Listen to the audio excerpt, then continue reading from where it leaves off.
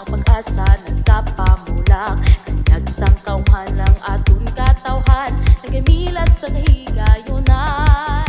Paglaom sa kaugalingon, nagkapadayon sa aton tagipusoon.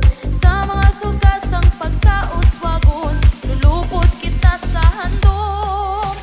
Paspas kita sa pagpuswag, paspas kita sa pagtanyag, lulupot kita sa pagpalapnag. Sa paspas Ilopez, paspas Ilopez na, paspas Ilopez na, paspas Ilopez na, paspas Ilopez. Tanom kag handom nagapamunga, kalipay kadalagan nagasalunga, kaangay sa liso nga nagahugpong, bungasang pag-ugyon nagaluntad subong.